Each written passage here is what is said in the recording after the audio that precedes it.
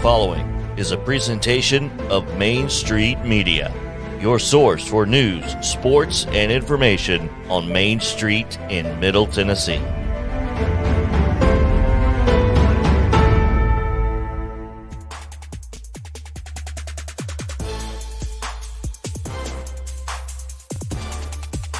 Welcome into a Thursday edition of Main Street Sports Today, presented by Mid-Tennessee Ball and Joint. I'm Chris Young, joined as always by Mo Patton, as we are still getting ready for the show, as we quite often are.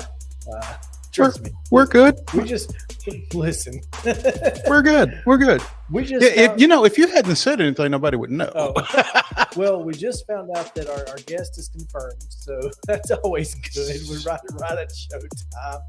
But, better late than never, right? With teachers and coaches, you never know, so you just kind of have to play it by ear. Sure. And give them the benefit of the doubt, because you don't know what kids are doing or what they might have done. And yeah, and just because he's confirmed don't mean we'll get him either. So I mean, you never know. It's high school kids we're talking about here. So yeah, we're always just getting it done, and that's what we do each and every day, is just get it done, Mo. And glad to do it. Yep. Every day, 2:00 right here on Main Street Media TV.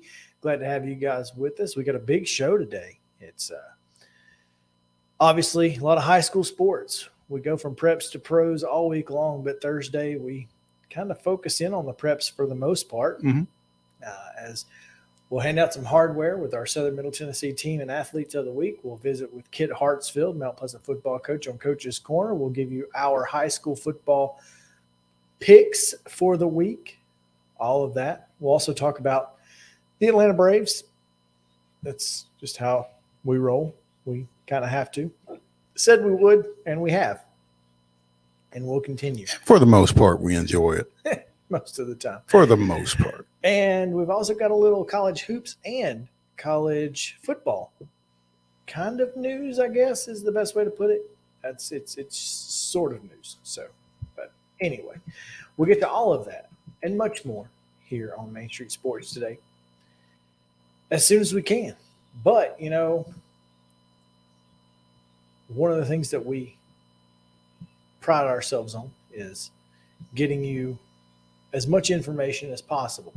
And we do that each and every day with our rundown by giving you yesterday's results. We give you today's schedule, again, from preps all the way up to pros. So let's do that right now. Here is today's rundown. Hey. There we go.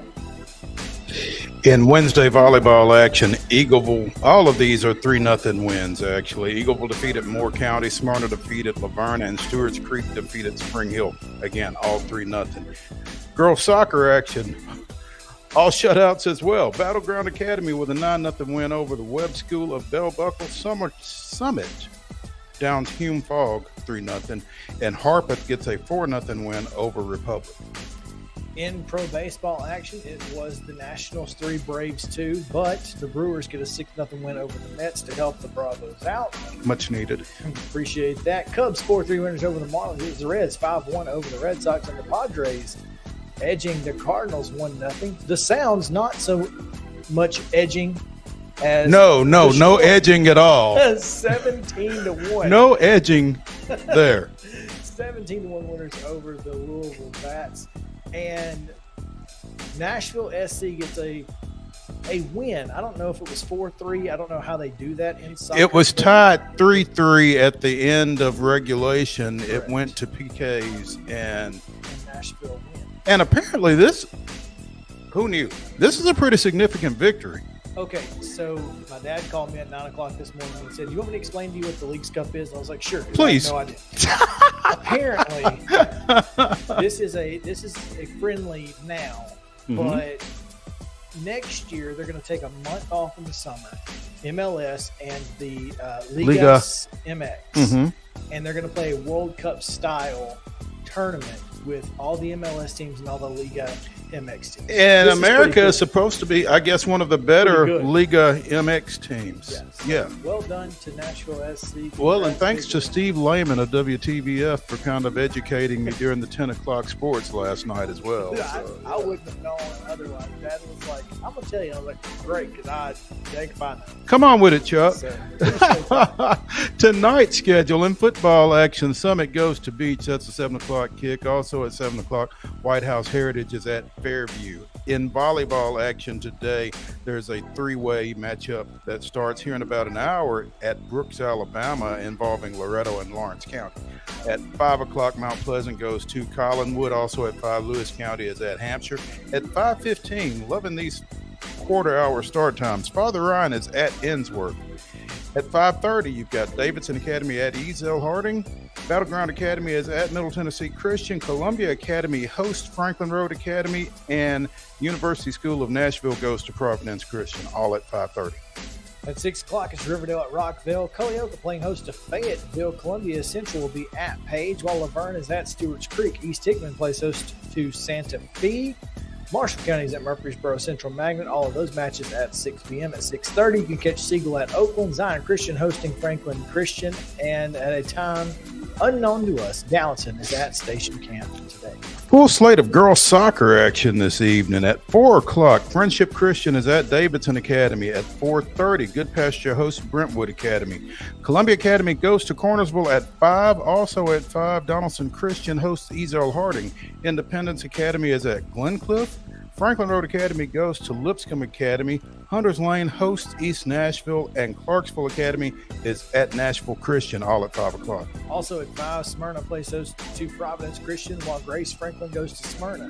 Springfield at home against Liberty Creek. St. Cecilia Academy taking on Hillwood at home as well. Page will be at home against Murfreesboro Central. Middle Tennessee Christian goes to USN. And Loretto is at Fayetteville at 5:30. At 6 o'clock, Creekwood is at Davidson Academy. Battleground Academy hosts Harpeth Hall. Macon County goes to East Robertson. Green Hill hosts Wilson Central. Hillsborough is at Hume Fogg. Lead Academy goes to McGavock. Spring Hill hosts Giles County. Sycamore is at Montgomery Central. And Valor Collegiate hosts Merrill Hyde. At 6:15, Marshall County is at Lawrence County. I guess they decided, how long does it take to get there? That must be how this came about. Whatever. Watertown at John Overton. White House hosting Greenbrier. Gallatin's at Beach at 7 o'clock. Also at 7, Riverdale at Blackman. Clarksville Northeast taking on Clarksville Northwest at home. Columbia Central hosting Summit. Rossview's at Dixon County. Pope Prep is at Father Ryan. And Franklin's at home against Centennial. Also at 7 o'clock, Lebanon is at Laverne. Mount Juliet hosts Cookville. Independence goes to Nolansville. The Battle of the Woods, Brent at Raven. At 6 o'clock, Culleoka is at Richland. Missed one, sorry. Yeah, there you go. 7 o'clock, Rockvale is at Siegel. And also at 7, Oakland travels to Stewart's Creek.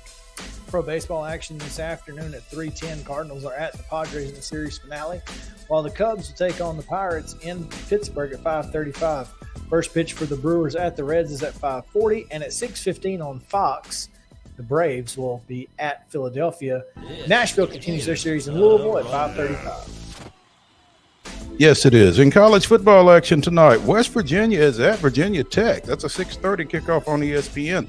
On ESPN2, Coastal Carolina goes to Atlanta to face the Panthers of Georgia State. Again, that's at 6:30 on the Deuce. And at 7 on the Big Ten Network, Illinois takes on University of Tennessee at Chattanooga, or as they prefer to be called, Chattanooga. I thought that too. Their flip sheet, their flip card actually says UT. It says Tennessee-Chattanooga or Chattanooga. So I did not know that they still were okay with UTC or UT Chattanooga. I don't know. Because Greg DeWalt tweeted they were playing at UNA. And I was going to tweet back and I was like, hey, man, they really don't like UTC. And sure enough, there it was. So I stood corrected. There you go. Also, NFL action tonight on Amazon Prime at 7:15 and AFC North. Goodness gracious, showing my age. AFC North matchup as Pittsburgh goes to Cleveland. And that is your rundown.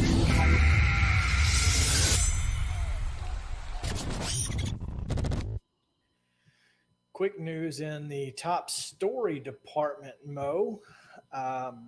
LSU received their, I guess, sanctions from the NCAA today, and not a whole lot of just terrible news if you're an LSU basketball fan. I think it was 1 year of probation. Let's see here. I've got it here. Just have to pull up WBRZ out of Baton Rouge. 1 year probation and a couple of recruiting restrictions for violating recruiting rules. They'll get a limit of official visits to 55. Various recruiting restrictions. Okay, now wait a minute. Whoa. 3 year show cause for credit. Stop. Okay. This is not basketball. The NCAA's disciplinary committee handed down punishment to the LSU football program Thursday, including a 1 year probation period and several recruiting restrictions for violating recruiting rules. The announcement was not related to the widely covered controversy involving LSU basketball and former hoops coach and Franklin Road Academy graduate Will Wade. The infractions instead revolved around a former assistant coach, James Craig, and a former assistant director who violated dead period rules in September of 2020. So, literally, do not call, do not text, do not do anything. And it's a dead period. It's not hard. Of course, there is a comment associated with a longtime former basketball coach in this area that's, I love recruiting during the dead period. Ain't nobody out there. So there's that. But sorry, you're right. This is football. That's why I was like, limited official visits to 55. Boy, that doesn't seem like much of a limit. But that makes more sense. Yeah. So yeah. And 3 year show calls for a former coach, James Craig. Yeah. So that makes more sense. Okay, so it is football. It's football. This was a level 2 violation by former offensive line coach James Craig. And so apparently basketball is still kind of out there. Well, and there is another story on WBRZ that says, they are the athletics department was informed earlier that they were still investigating, blah, blah, blah. And, they've yet to announce any punishment for the basketball program. So who knows? Anyway, there you go. That's the top story. LSU football with some, as if they needed anything else to hold them back. LSU football has gotten word from the NCAA. LSU basketball remains on hold. Probably because there's a lot more to deal with in the Will Wade situation. Yes. Neither here nor there. All right, we're going to take a quick break. Well, when we come back, we have Kit Hartsfield on the line. He will join us on Coach's Corner here on Main Street Sports Today. So y'all stick around. We'll be right back after these short words from our fantastic sponsors.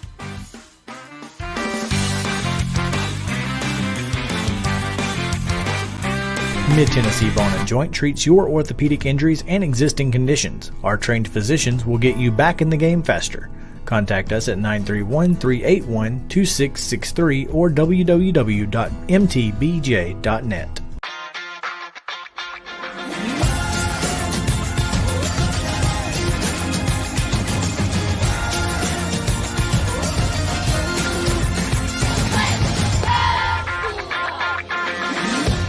Hey folks, while we take a quick break from the show, I want to tell you about our friends over at Custom Stone Handlers in downtown Columbia.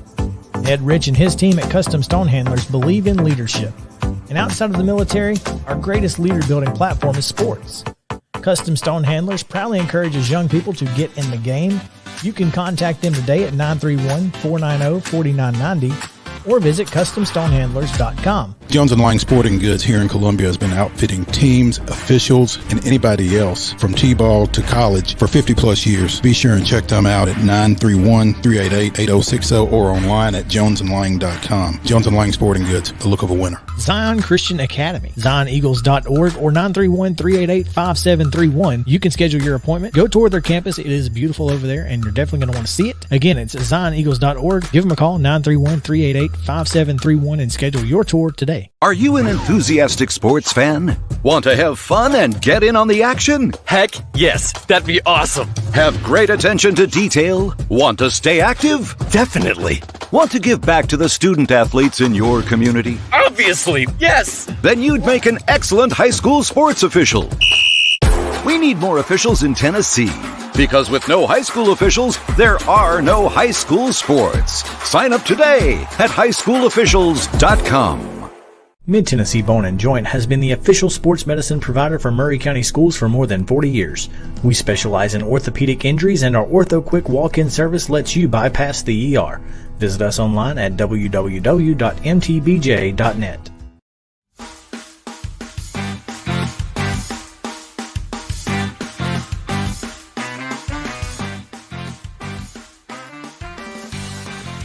Welcome back into Main Street Sports Today, presented by Mid-Tennessee Bone & Joint.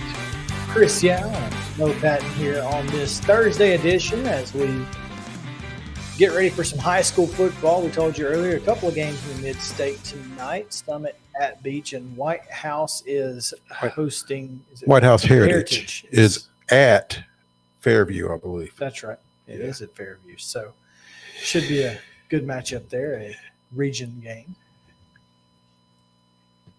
One of our favorite guys, yes, Chris Hughes, will be walking the sidelines tonight. So yes, he will. In fact, yes, he will. All right, before we get to Coach's Corner, Mo, let's go ahead and hand out some hardware because, well, it's always fun when we get to hand out this hardware with a guy from Mount Pleasant, because it's the End-to-End Life Team of the Week, presented by our friend and Kit Hartsfield's friends at Custom Stone Handlers, Ned Rich. yeah, I know he loves that. He loves that guy and all that he brings to that program down at Mount Pleasant. But the team of the week this week, Mo, Summit Volleyball. the Lady Spartans 7-2 last. Women. Spartan women. My bad. I'm sorry. The Spartan women 7-2 last week, including a 6-2 finish at the border battle up at A Game in Cool Springs. Big week for the Spartan women. Hey, they beat Spring Hill to start it, and then went 6-2 over at border battle. They lost to Harpeth Hall in the final match. I think it was in the finals. So great job for that program for sure. And moving on to the MTBJ, Southern Middle Tennessee Athlete of the Week. Not just. That's right. Not just Southern Middle Tennessee. Not just Southern Middle Tennessee, but all of Middle Tennessee, as it turns out. Richland's versatile, I guess they call him receiver, Ethan Workman, or I guess he qualifies as a receiver this week because he caught 7 balls for 175 yards, including a couple of touchdowns in their win over at Cascade last week. So both those touchdowns in the second half. So we went from a guy that Kit Hartsfield definitely wants to talk about to a guy he does not want to talk about at all, actually. So yeah, Ethan Workman is going to be a handful next week for the Tigers for sure. And that's an interesting dynamic as we go ahead and bring in Kit Hartsfield, second-year Mount Pleasant football coach, to join us here on Coach's Corner, presented by From the Heart Cafe over in Chapel Hill, because the Tigers have a big game tomorrow night, obviously, as they come to Lindsey Nelson Stadium here in Columbia for the second edition of the Rumble in the Jungle. The Class 2A Tigers ranked number 8 in the state in this week's Associated Press statewide poll, taking on 5A Columbia Central.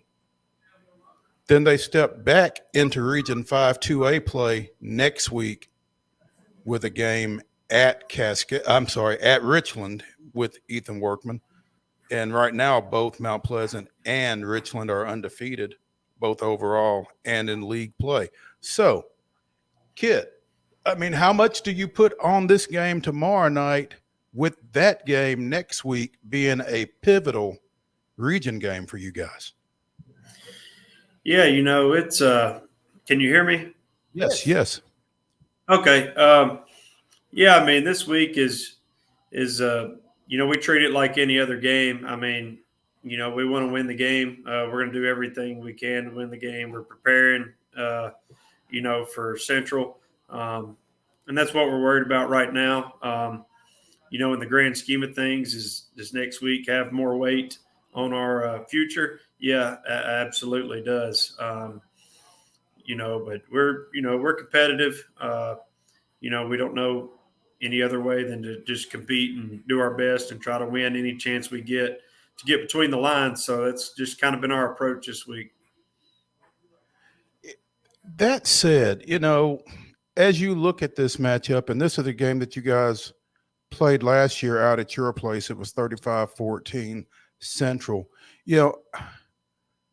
and you want to be competitive, you want to win the ball game. The reality of it is y'all are a 2A school, they're a 5A school. They've probably got another at least half as many kids on their roster, if not more, than y'all do. I mean, and you don't talk about that with your kids, but that's the reality of it. How do you balance that out? Yeah, it's going to be challenging. It's not really ideal to jump 3 classes up to play a game. There's not many people that are doing that across the state. But it's an opportunity for our kids. It's easily going to be the most talented team we play all year long. Just so much speed and athleticism. So, it's one of those things that if we can hang in there with them, that may mean, we're pretty good. So, I mean, there's just from top to bottom, there's just not a roster like theirs on our schedule or probably in the playoffs if everything goes like we hope. So, it's an opportunity. It's a big game. I think, last year we may have had too much emotion involved in the game.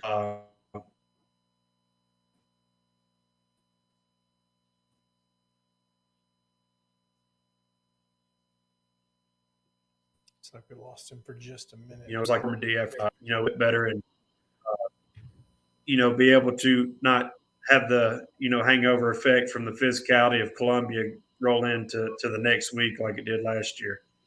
It's funny. You mentioned the speed and athleticism of Columbia Central, and the 2 games of yours that I've covered afterwards, those were the comments that the opposing coaches made. Jake Tyre over at Cascade, Barry Daniel down at Loretto spoke to your speed and athleticism and how that kind of threatens to elevate you guys ahead of everybody else in that region right now. I mean, and the key to that, I guess, is you guys being healthy with an asterisk right now.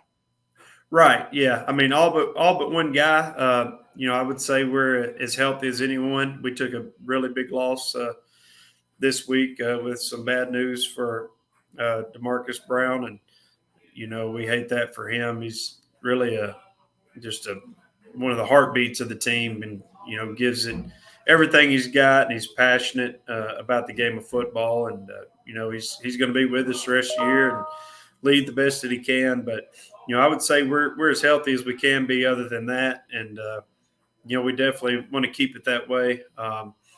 Like I said, I think a year ago we were just so young. Our bodies couldn't handle the physicality week after week leading up to this game, and then playing a much bigger team, made it tough. But I think we're healthier because of our physical development with Coach Johnston in the offseason and the weight room and just maturity overall with our body. So, that's what I'm hoping for at least. Kid Hartsfield, the Mount Pleasant Tigers second-year football coach, joining us here on Coach's Corner, presented by From the Heart Cafe over in Chapel Hill. You mentioned DeMarcus Brown, receiver safety for you guys. He's a Southeast Missouri commit, went down with torn knee ligaments in his right knee in that Loretto win this past weekend. How do you work around him not being available on both sides of the ball? Yeah, he's not replaceable. I mean, he's too good of a player to just pop in somebody else and replace. Because he was so valuable. But we've prepared for these moments as the best we can. We cross-train guys and all off season and develop guys, and we got a lot of experience last year because we were so beat up with younger guys playing. So we're definitely better equipped this year to survive and band-aid a few guys being out. So Kevin Cooper and him played the same position on offense, and that really helped DeMarcus be fresh throughout the game for 4 quarters. So, and Kevin's a great player playing the slot just like DeMarcus was. And, defensively, he'll be a little harder to replace because his just experience and a leader on the field and communication-wise in the secondary and things like that. But, again, we have some guys that were forced to play last year when they weren't ready to. So, I think that's going to pay off for them, in the situation now. Just more experience, and we're a little more prepared for it. Coach, you mentioned earlier when you said this is going to be the most talented and athletic team you're going to play all season long. How important is it for your team to feel like this, not just know that they're going to be the most talented and athletic, but going forward in 2A, there are some really, really good football teams. And once you get to the playoffs, everybody's really good. This is an opportunity for you guys to not only be a measuring stick, but to get some confidence and say, we can play with anybody if you can play with the Columbia Central tomorrow night. Oh, no doubt. That would be huge, because you're always, when you come up to an opponent and see what they got, it doesn't matter who the tailback is in the future that we play. They're not going to be better than McCoy. He's probably the best in the mid-state that I've seen at any program. So, getting experience and, trying to tackle that guy and the rest of their backfield and, just the size of their offensive line and defensive lines. It's good experience. It's good competition.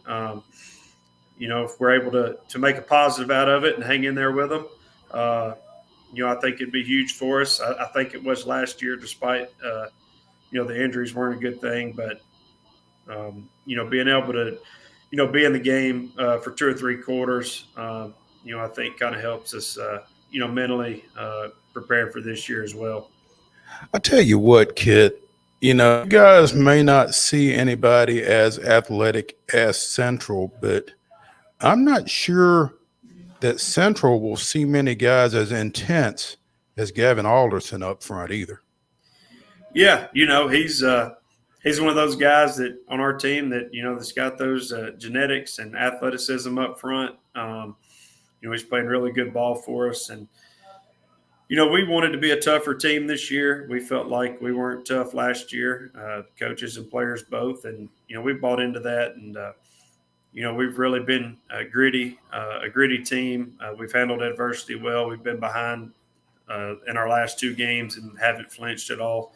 And we got some dudes flying around on defense, playing very aggressive, that's going to throw their body around. So, when you have a guy like Gavin up front, as a senior leading the group, and then you got, a big nose guard like Connor and, some smaller ends, Micah Hodison, who's got as much fight and heart as anybody, and the speed at linebacker and, with Perez Holden, Archibald, and Jaden McClure, that they're playing the way we want them to play, and that's fast and aggressive.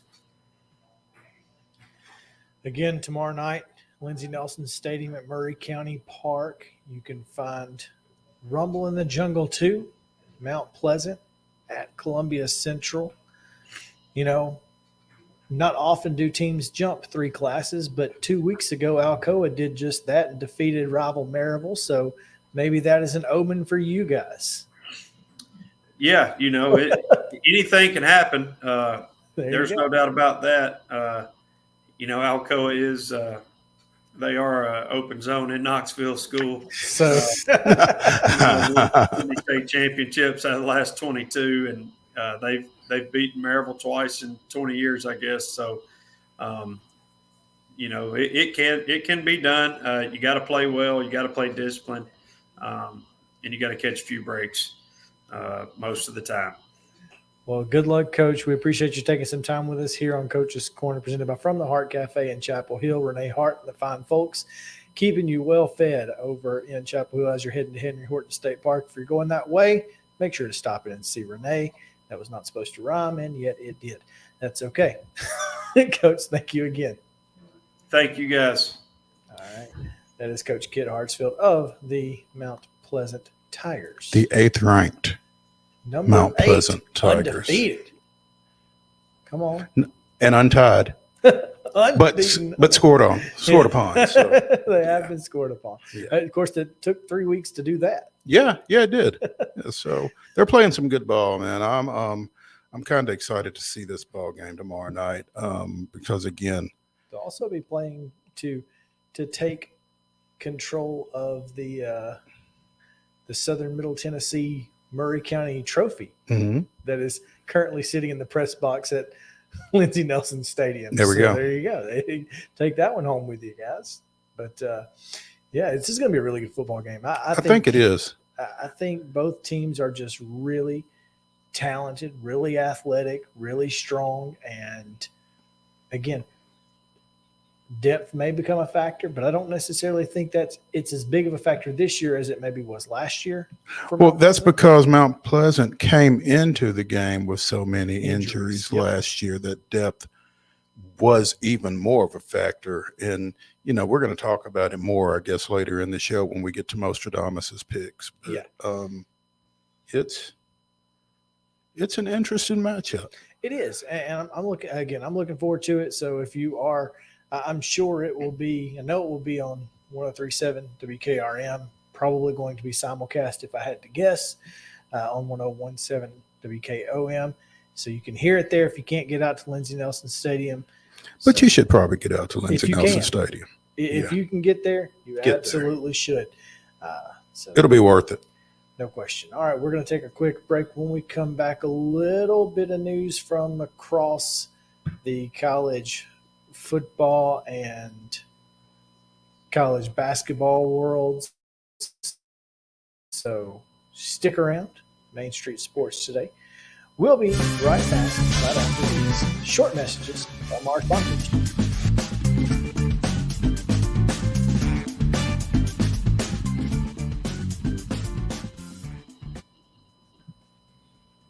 This is attorney Bart Durham, and this is me. I'm Aaliyah. Keeping in good physical condition is really important to me. But when I had a wreck with a tractor-trailer truck that hurt my legs so bad I couldn't work for almost a year, I knew I needed a lawyer that understood tractor-trailer cases. So I called Bart. Bart gets millions of dollars for his clients every year. At Bart Durham Injury Law, we've handled hundreds of tractor-trailer cases. My dad and I want to help. Give us a call at 615-242-9000. Mid-Tennessee Bone & Joint has been the official sports medicine provider for Murray County Schools for more than 40 years. We specialize in orthopedic injuries, and our Ortho Quick walk-in service lets you bypass the ER. Visit us online at www.mtbj.net.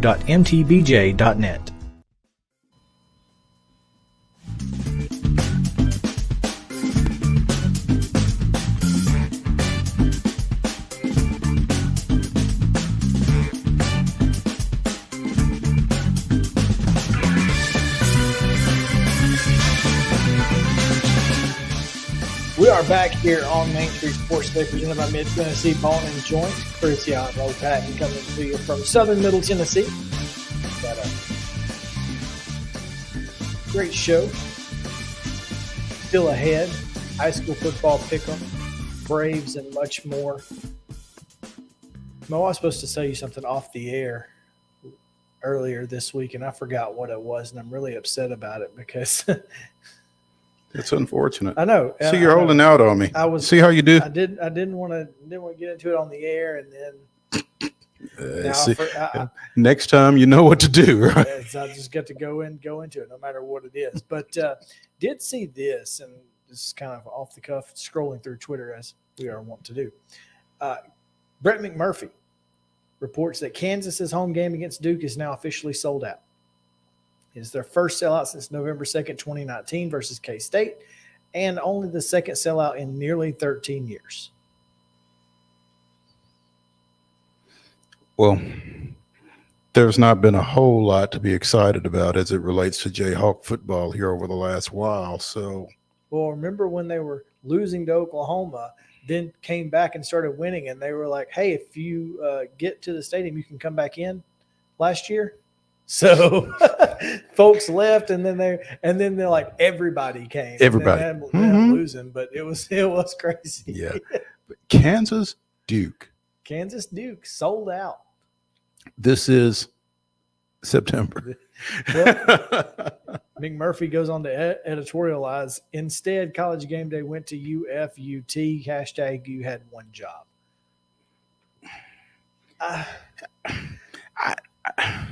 Okay. I'm not gonna bash ESPN for going to Florida, Tennessee for game day, because it's been I don't know how long it's been since both those teams have been ranked when they played. It's been a pretty good while, I'd say. But probably 16. But I mean, so what's that? 6 years? Yeah. So, but I mean, when you've got a chance to highlight two programs, just like you did last week, with App State and Troy, when you've got a chance to highlight some programs that you don't get much chance to highlight, like Kansas and Duke. Yeah, right. I think you really have to take a good, hard look at that. And I hope that ESPN did at least do their due diligence on that game before they decided to go to Knoxville. Here's where ESPN screwed up. You absolutely go to Kansas Duke, because in the event that Tennessee beats Florida and LSU, now you can't go to Tennessee, Alabama, both undefeated, both top 10. You can. I mean, you can.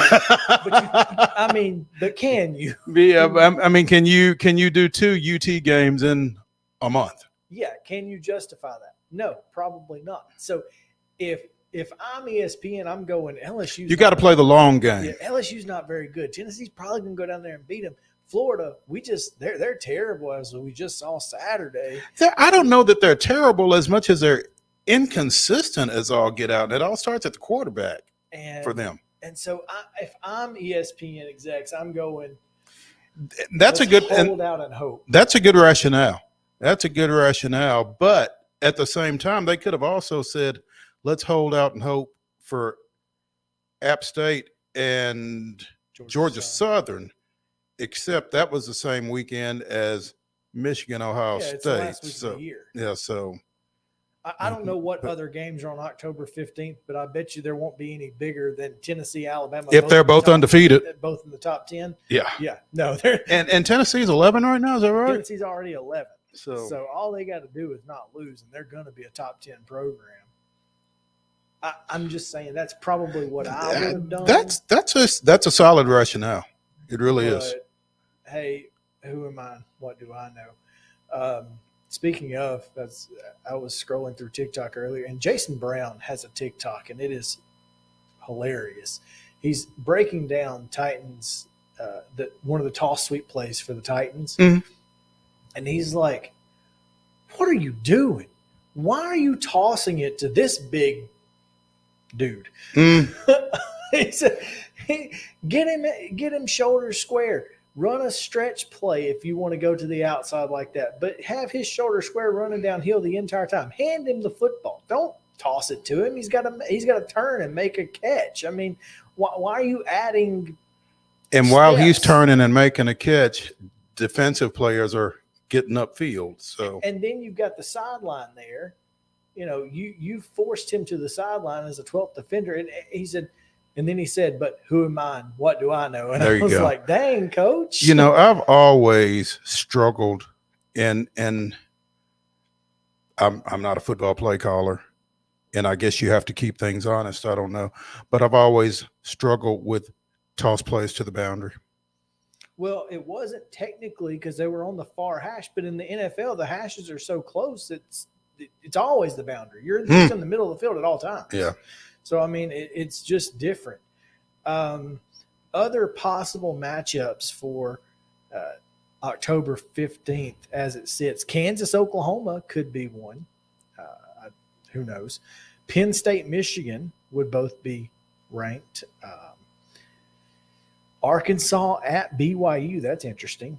Can't imagine. Ooh, that is interesting. That's it.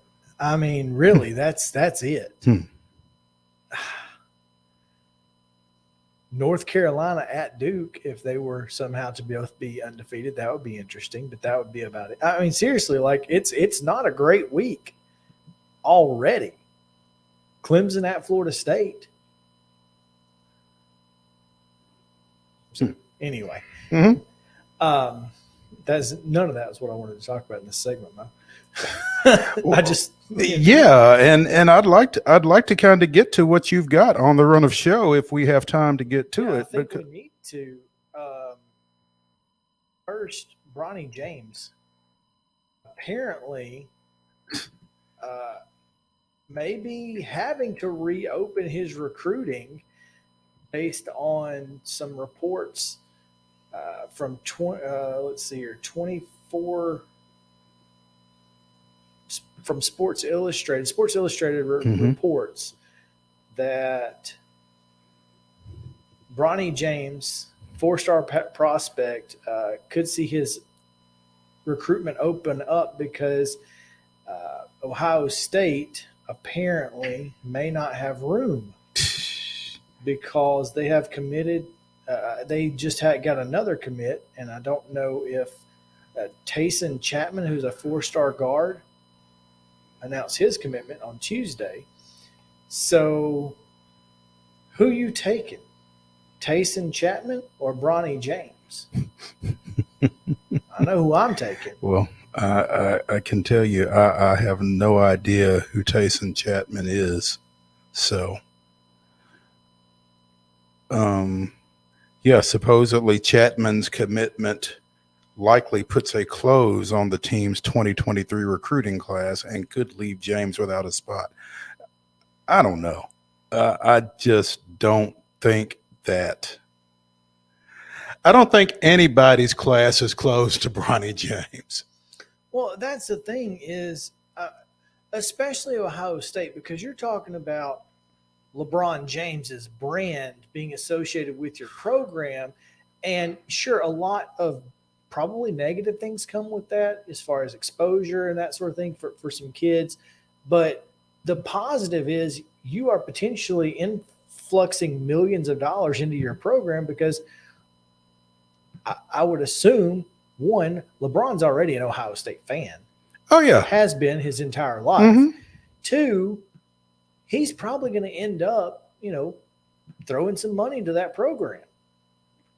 Can you say NIL? I mean, I don't understand why you would even consider not signing Bronny James.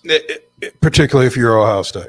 Ohio State, particularly. Yeah. I mean, anybody else maybe doesn't get as the synergy isn't necessarily there for any other program that it is for Ohio State, and maybe Tayson Chapman figured that out. May have. He said, "Let me get in while I can." I just can't see a scenario where if Bronny James wants to go to Ohio State, I can't see them saying, "We don't have room for you. Sorry. Good luck in your future endeavors." I don't think that's the way that goes down. Now, I know that Tennessee was among the final 5 or 6 teams, but apparently Memphis is really high on the list for Bronny James because that would make sense. LeBron previously praised Penny. I was really hard to say. Yeah. As one of his all-time favorite players, he told reporters in 2019 that he, quote, wanted to be like Penny growing up. That's a pretty high praise. Mm-hmm.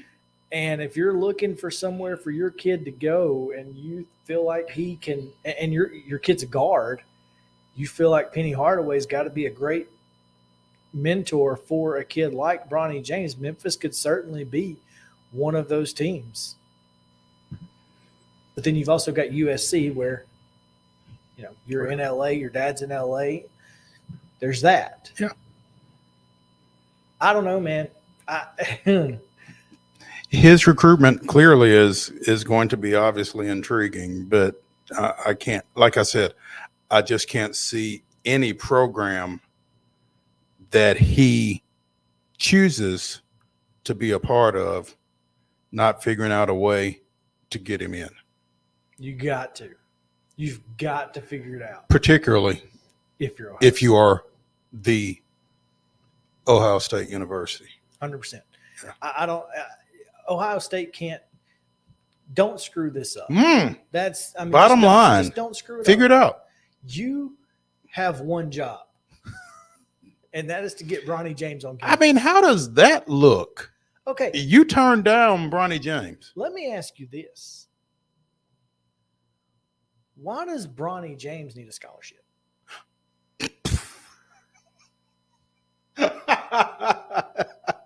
It's a fair question. He don't need no scholarship. He really is. That's a fair question. I don't know how many you can sign. I don't know if there's a I don't know But if if there's he's a a limit on walk-on. bodies per se, but yeah, I mean, he's a walk-on. Come on. yeah, I'm with you. I'm right here. Have you thought about Ohio State? Hi, my name is Chris Young. I have an idea. Listen. Bronny James, PWO, preferred walk-on. What's stopping you? What's stopping him? What's stopping anybody from making this happen? You get an extra 4-star player For no money out of your pocket. That. You're 2 for 2 today. Hitting 1,000. Yeah. Yeah. Of course, I'm not sure how many more at bats you want to take though. No. But yeah, let's go. Let's quit while I'm ahead. let's retire right here. Yeah. Anyway, that I'm 2 for 2 in this segment, Mo. that's even wilder. And wackier. And it's not even Wednesday. Right. Finally, apparently they're not going to play Bedlam once Oklahoma joins the SEC, and I want to know whose decision this was. I'd love to know whose decision this was/is. One thing, today is the 15th anniversary of the rant. So there's that. Maybe they were trying to take some heat off of replaying that. Although we've said it on this show and probably said it last year on this date that the rant in context is absolutely correct. He's not wrong. And giving him grief over I'm a man, I'm 40 is ridiculous when you hear the whole thing in context because he's right. Don't go after a kid, go after me. I'm the coach. I can take it. Don't bring context into this. Context, schmontext. Yeah, that's where stuff starts getting screwed up. Oklahoma State, Oklahoma, not going to play football. Well, to answer your question, I know what Mike Gundy said.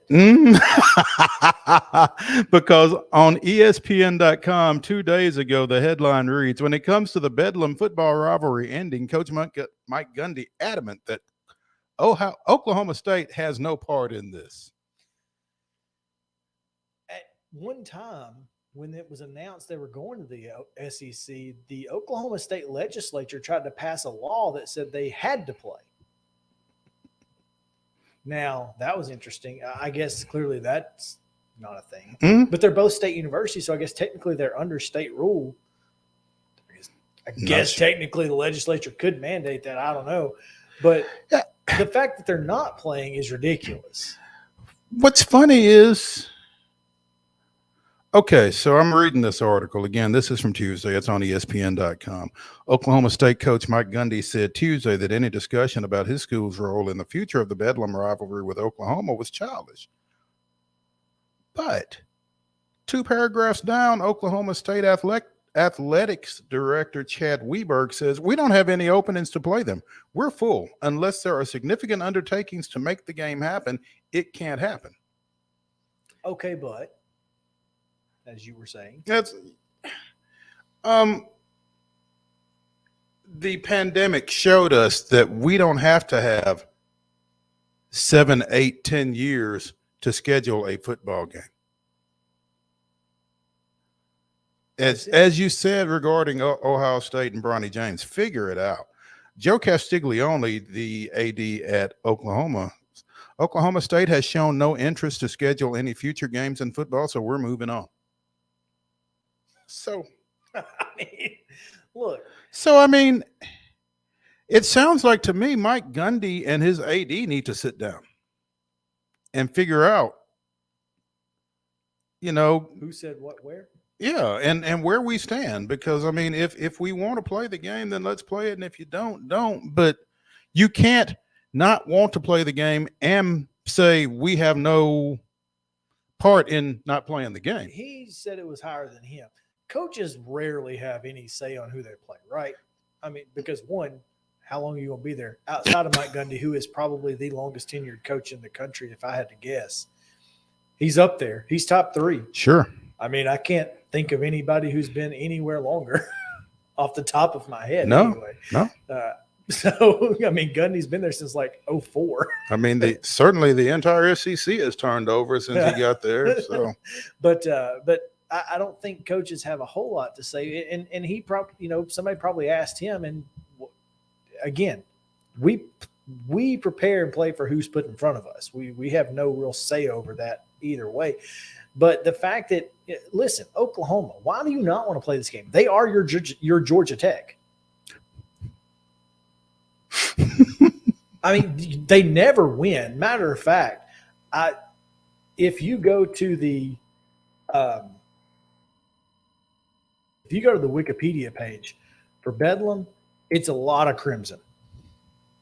Ain't much orange in there.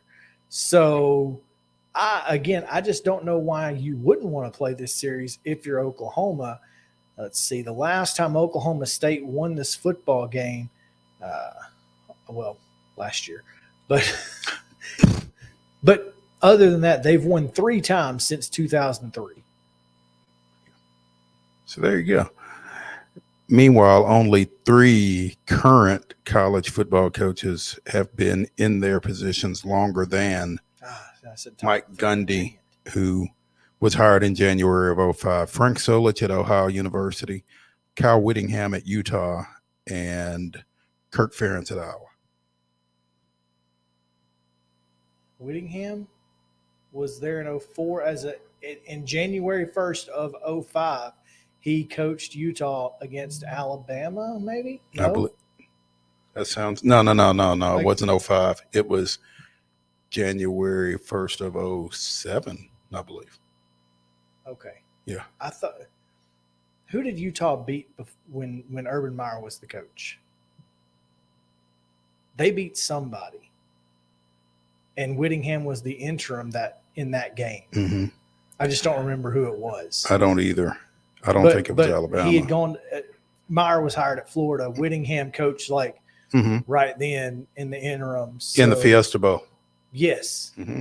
So whoever that was, I don't remember exactly, but that's what I was thinking of. Right. But he's only been there a month longer. Right. So, man, that's crazy. How about that? I was so close. So close. Mo, let's talk about the Braves. What do you say? That'll do it. All right, we'll take a quick break, and when we come back, we will do just that on the other side right after this.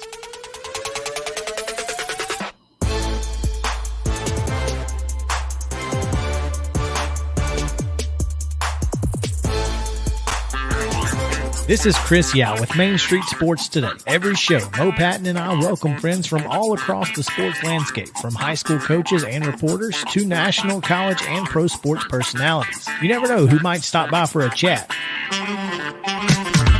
AP Tennessee Sports Editor, three-time Tennessee Sports Writer of the Year 2020 TSWA Hall of Famer. She covers the Titans, the Predators, the Grizzlies, college football, and hoops. Please make welcome Teresa Wall. Former University of Tennessee, former Team USA Olympian, ex-Cy Young Award winner, R.A. Dickey. R.A., did I miss anything? Man, that was sweet. Yeah, I need to listen to that before I go to bed every night. That was nice. Has 5 sports Emmys. That's not bad for the other guy in Wham, Ryan McGee. Other guy in Wham married the best looking girl, Bananarama. So other guy in Wham had a pretty good life. From preps to pros, we're taking on the sports topics you care about. Tune in across Main Street Media social platforms at 2 p.m. or on demand on your podcast distribution platform of choice. A game without a crowd is just a scrimmage. A performance without an audience is just a rehearsal. Without your presence, high school sports and the performing arts aren't possible. Ensure that these essential extracurricular activities continue to enrich the lives of students in Tennessee. Purchase a ticket to your local high school's game or performance. This message presented by the TSSAA. Mid-Tennessee Bone and Joint treats your orthopedic injuries and existing conditions. Our trained physicians will get you back in the game faster. Contact us at 931-381-2663 or www.mtbj.net.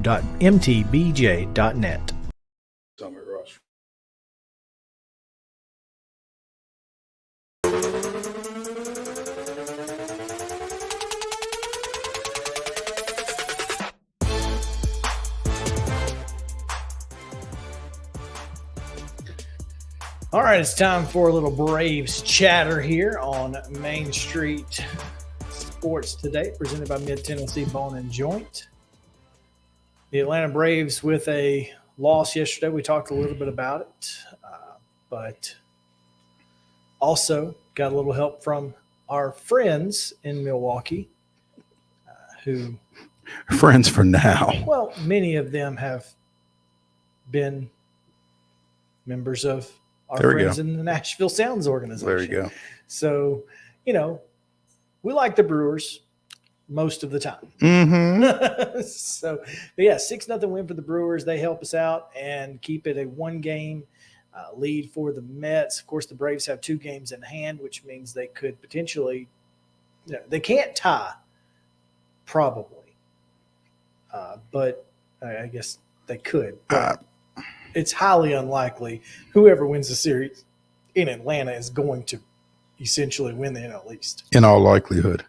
Yeah.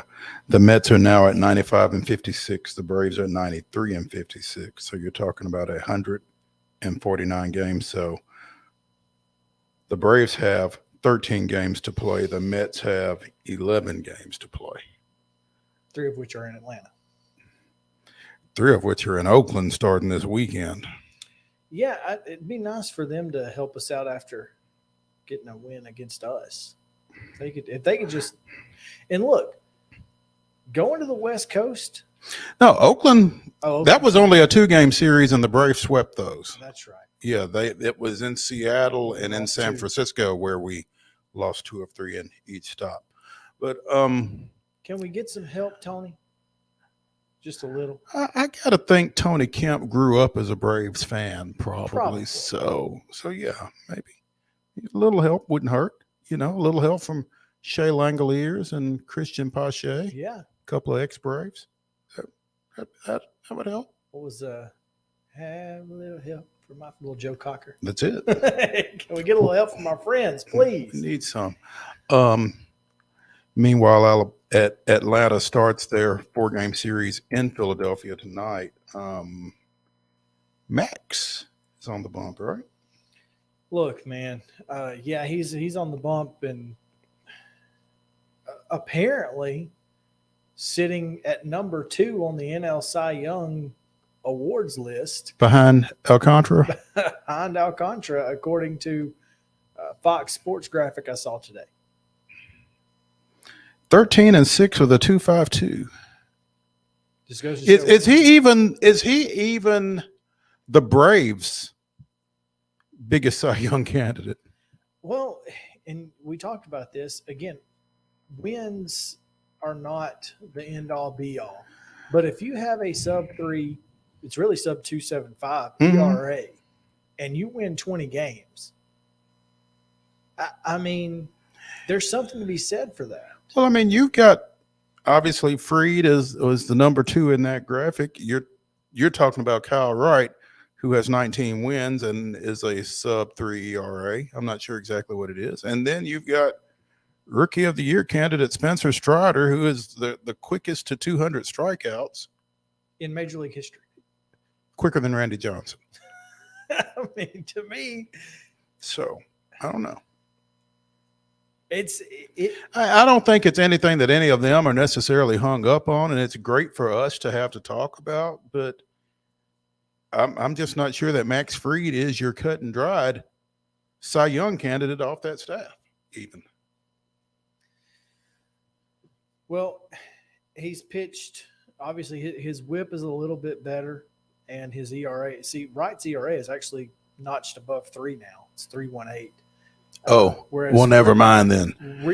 Whereas Fried, again, 2.52, 1.02 whip, 5.7 wins above replacement, which is by far the best on the team. What's Wright's? 3.6. What's Strider's Strider's? is 3.9. So, I mean, look, he doesn't strike out as many people, obviously, but he's only walked 31 ball players in 175 innings. He's gotten hit, though, here of late. 147 for the year, which is the most on the team, but he's also pitched the most innings.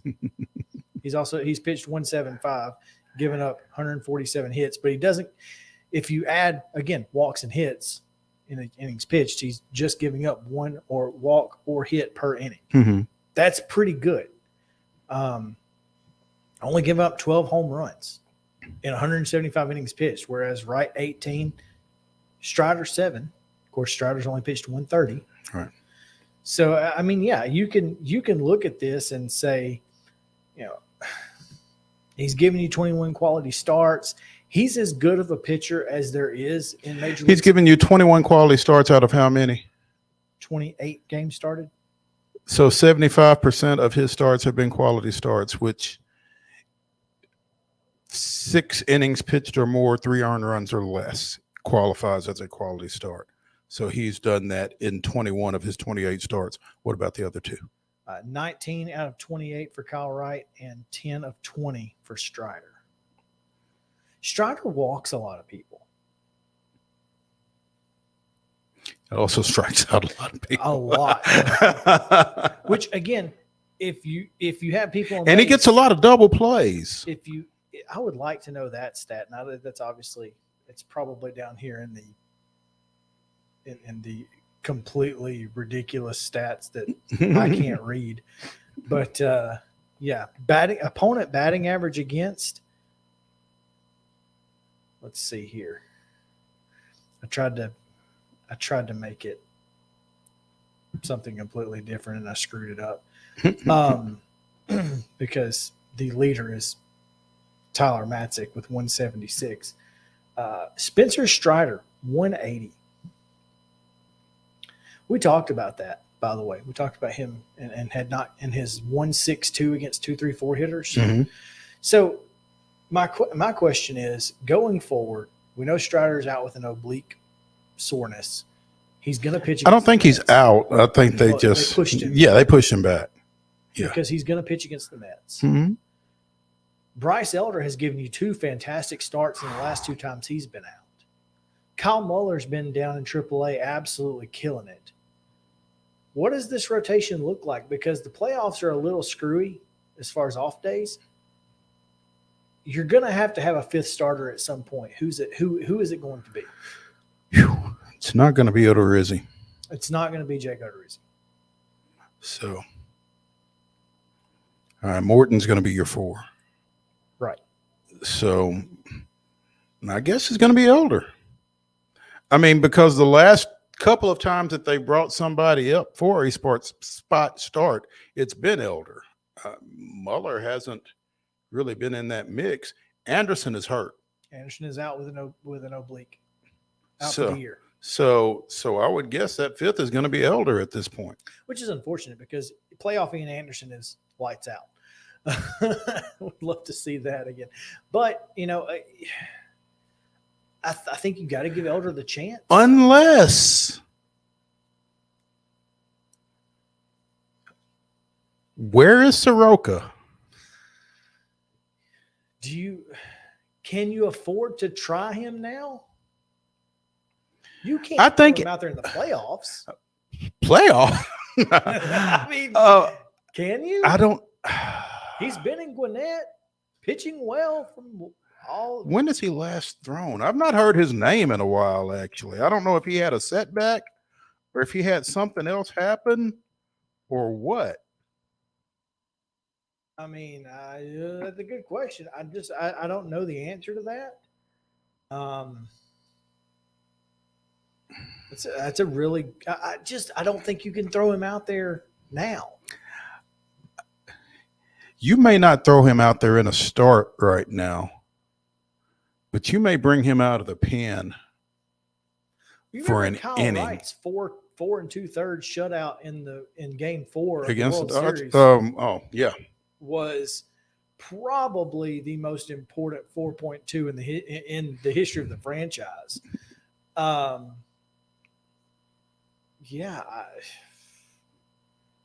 Unfortunately, the Stripers statistics page is not great, to say the least. So I couldn't tell you the last time, but that would be interesting. I mean, Malloy, by the way, has been up to AAA recently, which is interesting. And I don't know what's going on with Soroka, but I think he may figure into some sort of way. Unfortunately, the only player on the Stripers pitching roster that is qualified for stats is Kyle Muller, who is 6-8, 3.41 ERA, giving up 14 homers, but he struck out 159. Okay. So, according to NBCSportsEdge.com, Roto World Player News, Soroka gave up 6 runs in 5 innings on,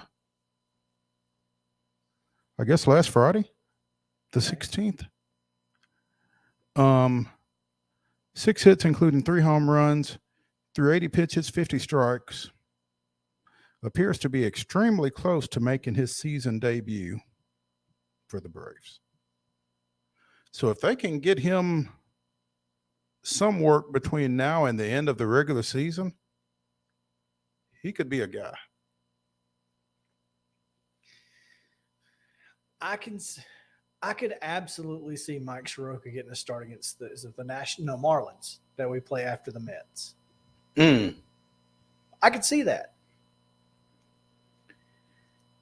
Yeah, because we've got 4 in Philly, 3 in Washington, off next Thursday. I could see him getting one against Washington ahead of the Mets. Why not? In the event that he pitches well, and you can push him against the Marlins a week later. That could happen.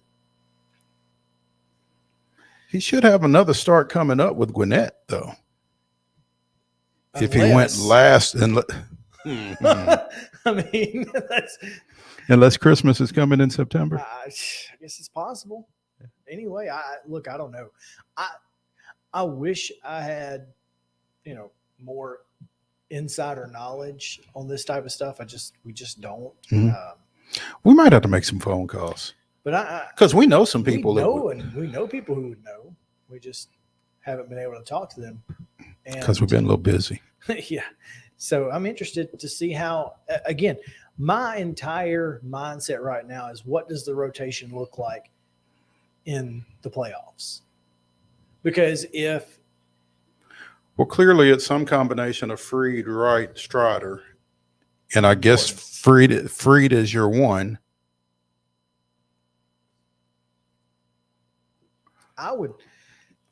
Although I wonder if you want Freed between those two right-handers.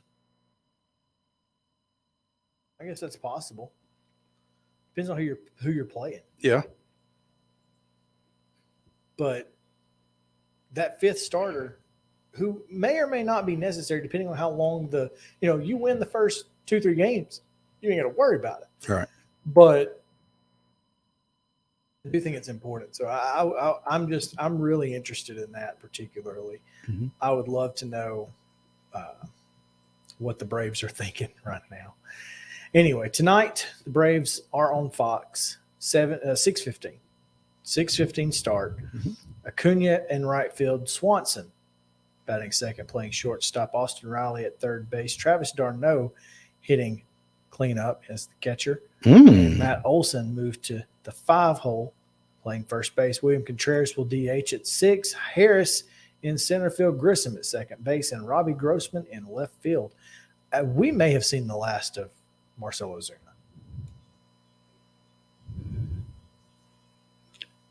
I don't know, man. I mean, the last few times he's played, he's been relatively productive. Yeah, I know that there are people who would just as soon not see him again for the obvious reasons, and I'm not necessarily disagreeing with you. And he's not been great all year, but he has been productive recently. And again, it's like Snitker said a few weeks ago. It basically was he's on the roster. We might as well play him.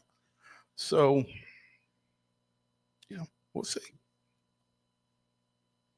And when you've got a guy with that kind of experience, Mm-hmm. it's hard. This time of year. It's hard not to want to throw him out there. Whatever else he might have going on. Yeah. All right. You ready? Let's take a trip back in time for this day in Braves history. September 22nd, 1997, with some help from the Mets. Who'd have thunk? Atlanta clinches its 6th straight National League East championship. New York down the Marlins 10-3, giving the Braves a 7.5 game divisional lead with 7 games remaining prior to their 3-2 win over visiting Montreal. That 6 straight division championships, throw out that 94 season that was cut short by a strike, set a Major League Baseball record. And then they didn't stop. They did not stop. Until 15, was it, or 13? It was 13, I believe. Yeah, they rolled off a bunch. It was just a lot. A That's all I bunch. know. 91 to lather, rinse, repeat. 03 or something. Yep. And yeah, that's tough. But we actually clinched the division in 18 on this day.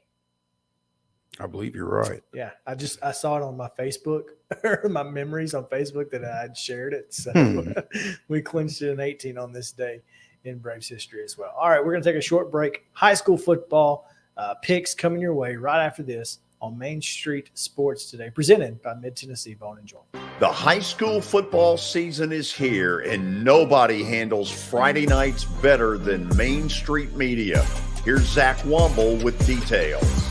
That's the name of the game here at Main Street Media and Main Street Preps. Is, we've been doing this for a long time now, and I think you hit on it. We've got an army of reporters across all of Middle Tennessee. I think there's about 130 schools in the Middle Tennessee area, and we try to cover all of them. We cover about 11, 12 counties at this point. And those Friday night shows, it's we're gonna show that off. We're gonna showcase the talent that we have on the field with reporters across several mid-state games on the weekly basis. So, whether you're in Williamson County, whether you're in Giles County or Murray County or Montgomery or Robertson or anywhere in between, we're going to have you covered from 6 to 11. Friday Night Live is presented by the Tennessee Highway Safety Office, where fans don't let fans drive drunk.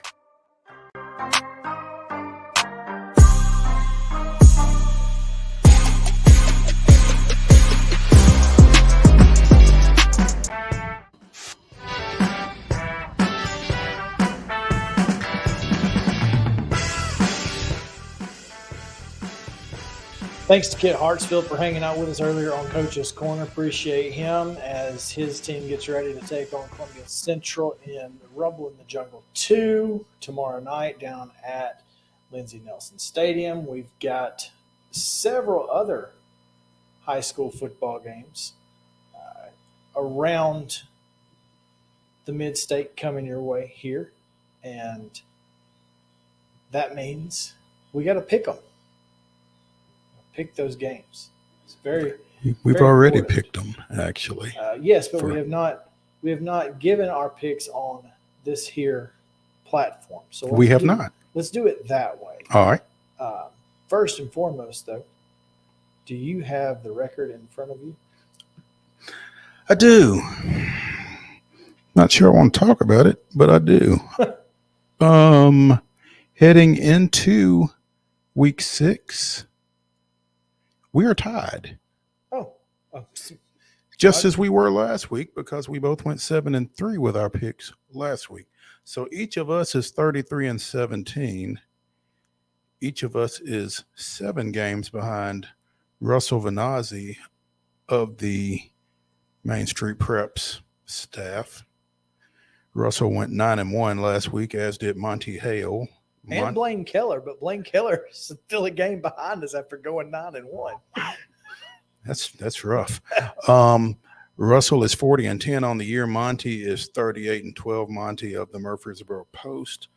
Donovan Stewart went 8-2 last week and is 36-14 on the year. Brady McAtamney of Main Street Clarksville, 8-2, 35-15. Casey Patrick of the Dixon Post went 7-3 last week, is 35-15, as is Zach Womble of the Sumner County conglomerate. Yes, it is. Including an 8-2 finish last week. Chris, Tyler Palmatier, and myself were each 7-3 last week and each 33-17 on the year. Blaine Keller of the Robertson County Connection is 32-18 after going 9-1 last week. I think that's the second time he's been 9-1 too. That's rough. Yeah, he did. So Week before last. So, That's rough. That's rough. Rough start. And Emily Spears was 2-8 last week and is 13-37 on the year. So. Emily Spears picks against the consensus. Mm-hmm. So just letting y'all know, that's all she's doing. High risk, high reward. Guess, high risk, no reward. At this point. All right, we start with probably the biggest and most competitive, I think, game on the slate this week. MBA, Montgomery Bell Academy, is at Brentwood Academy with their one-sided bleachers. So good luck with that. Get there early. You better get there yesterday. Better be there now for sure. Yeah. I like MBA in this game, and I think this is a team that's really, really got their sights set on getting back to Chattanooga, and that win over McCallie really carries a lot of weight for me. I like MBA, and I won 2 or 3 in a row. Mm-hmm. And I've got MBA by 2 touchdowns. I've got them by 10, but I'll tell you what I think about NBA. I think, and the reason I'm saying this is because you go look at what they've done to every team they've played, and then go look at what every team they've played has done to other people outside of Oakland, if you're Ravenwood. It's pretty obvious that NBA may be the best team in the state. It's unfortunate that we're not going to see them play either Lipscomb or Oakland, because I think NBA is right there with them. I think they'd both be great games. Tonight, Summit is at Beach. Summit is struggling right now. They really are. I mean, and I think you kind of felt like this was a possibility even as you looked at last year's roster, because it's not just about the Wade twins or the triplets when you count Brady Pierce. Right. It's not just about them, but it's about that experienced offensive line that they had last year. Led by Cooper Cook, who got on the field last week against TSU. So good for him. But they've lost a lot, and they've replaced that with folks who just haven't played a whole lot. And that's a tough transition, especially against the schedule that they play. And this game here tonight is another example of that because Beach is really playing well. They are. And so I've got Beach in this one. I've just got Beach in this one. That's all I'm going to say. Yeah. We've both got Beach in this one. Clarksville and Clarksville Northeast. I think this is going to be a more competitive game than it has been in the recent past. I went back and forth on this one quite a bit. So I went Clarksville, but I really wanted to take Northeast. I went Clarksville just because I feel like the level of competition that Clarksville High School has played is greater than the level of competition that Northeast has played. I think Clarksville is ready for this matchup a little bit more than Northeast is, and that was my thought process in coming up with Clarksville by a touchdown. Yeah, I've got Clarksville by field goal. Cane Ridge at CPA. I think this is going to be another really competitive football game. Yeah, I think it is as well. I just think that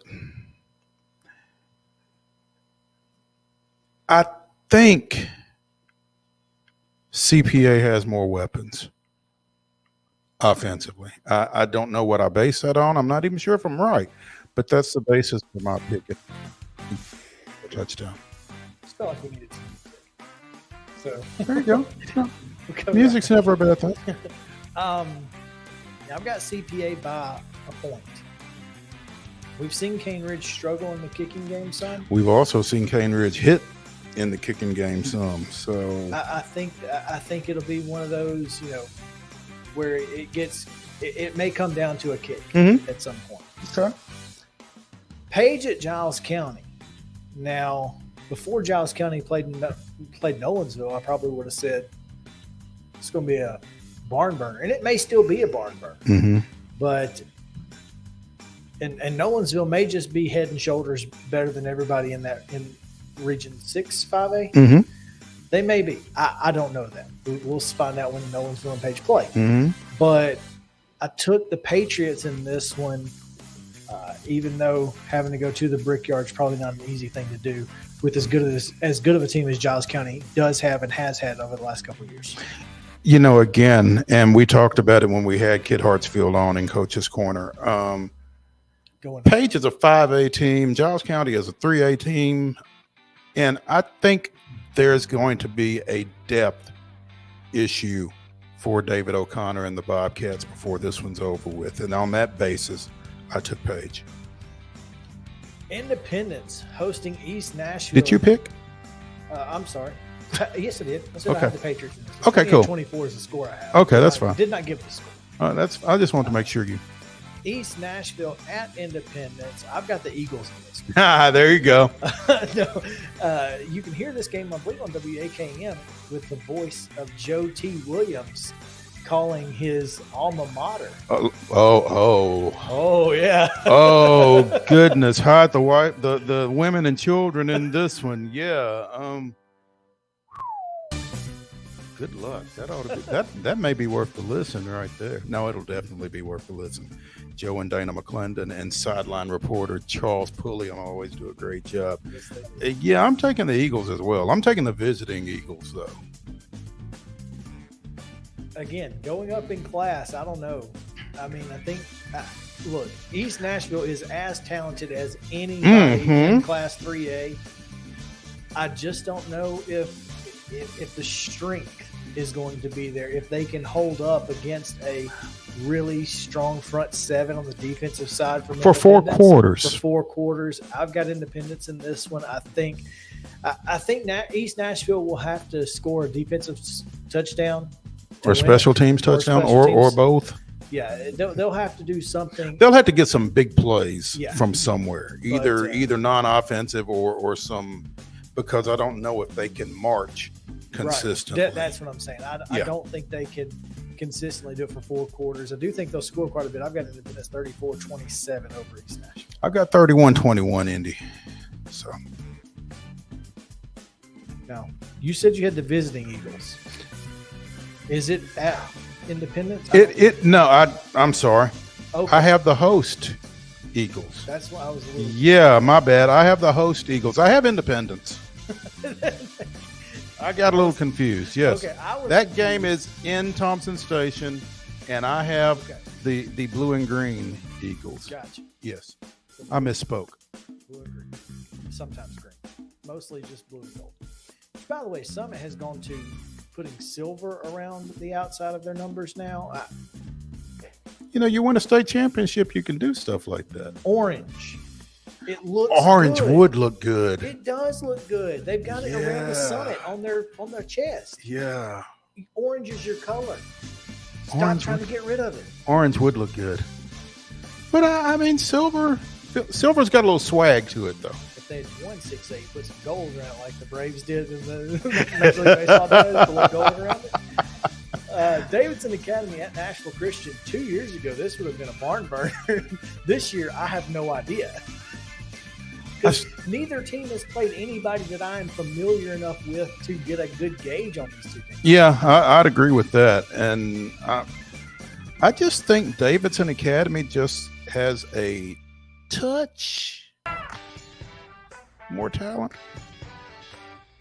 Just from a numbers standpoint, maybe. I've got Davidson Academy winning this one by less than a touchdown. 26-21 is what I've got. I've got it 30-19 Davidson Academy, but I just picked Davidson Academy because everybody else did. I was like the third person to pick. So, but, Rockville at Nolensville. This may be the sneaky best game of the week. It may very well be, and I can tell you that my pick was swayed by Rockville's beating Riverdale last weekend by 2 touchdowns. I'm taking the Rockets here. I've got Nolensville by a point. Mm-hmm. I think it's that close. I think it's a toss-up. I think you very well could be right. Speaking of Riverdale, they host Smyrna, and apparently the hottest name in Middle Tennessee outside of Malachi Dowell is Arian Carter. Arian Carter. He's number one with a bullet right now. Everybody in the country knows who that kid is, including USC and Oregon. They want it. Yeah, so coming behind Alabama. So that's all it takes. When Nick Saban shows up, so does everybody else. Yeah. Where's Nick going? Yeah. So get his flight number. So with that in mind, and just the physical style of football that Smyrna and Coach Matt Williams traditionally put on the field, I'm taking Smyrna in this one. I went with Riverdale because I don't think they're going to put the same product on the field twice in a row. I think they're going to be a little ticked off. I think they've lost 2 in a row now, and 2 of the last 3. That sounds right. Yeah. So they're angry, and I don't want to be Smyrna right now. So I've got Riverdale 34-23. Green Hill at White County. We just said it. Malachi Dowell. White County's got him. Green Hill doesn't. I think Green Hill has got a nice collection of players, and Josh Crouch has done a great job with them in a short period of time. But that Dowell kid is something special. I mean, I was talking to folks about him at the MTSU tailgate last week. A legitimate Mr. Football candidate, maybe a legitimate Mr. Football favorite at this point. Quite possibly, but I've got the Spartans of White County in this one. All right, let's run down the Mostradamus picks, as Mostradamus picks every game in Southern Middle Tennessee. We talked about tonight's Summit Beach game already. Columbia Academy goes to Boyd Buchanan and Gary Rankin, and the Bucks are coming off of a loss last week. So as you talk about angry teams, they will be one of those. I took Boyd Buchanan by a couple of touchdowns. We talked about East Nashville and Independence. Summertown hosts Ezel Harding. I've got another all Eagles all the time in this one, but I took the host Summertown Eagles in this one.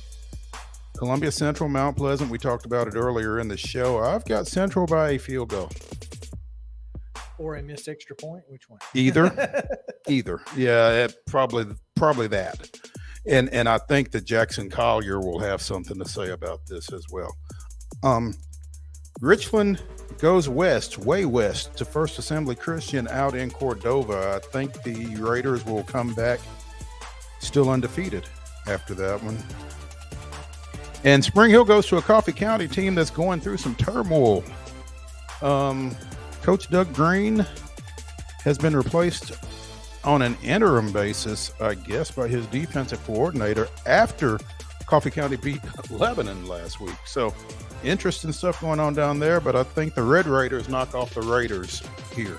So 5-3 last week. Last week you doubled your loss total. Isn't that something? That's unfortunate. Yeah, 5-3 last week, 29-6 on the year. So we'll see what Most Dallas does this weekend. We will, in fact. That's going to do it for today's show. We appreciate you guys hanging out with us here on Main Street Sports today. Mo, I personally am going to go. Columbia Central is going to have to prove to me they can win a football game. I've got Mount Pleasant and the Rumble in the Jungle, just so y'all know. I don't normally make my picks public in Murray County unless they're in an MSP pick 'em, but I agree with you everywhere except I think Mount Pleasant's going to get the win. Well, I can appreciate you wanting to get on the record with that, because if Mount Pleasant does win this ball game, you certainly want to be able to say, I picked it. I said it. Yes, I did. Yeah. So I'm not mad at you. And I would not be surprised if Mount Pleasant wins this ball game. I think depth is going to be the key. Mm-hmm. So, but we'll see. Tomorrow night's going to be a lot of fun. It should be. I'm looking forward to it. All right, that's going to do it for today's show. Appreciate Kid Hartsfield once again. If you missed any part of it, go watch it on Roku, Apple, Fire Stick. Download the Main Street Media TV app. You can find it on Facebook, Twitter, and YouTube. Please hit the subscribe button on YouTube. We appreciate that as well. Thanks to everybody for hanging out with us today. We will be back tomorrow with college football pick'em. That's what I was going to tell you off the air. I will tell you when we get off the air. Let's get off the air then before you forget. We'll see y'all tomorrow here on Main Street Sports Day, presented by Mid-Tennessee Ball and Joint.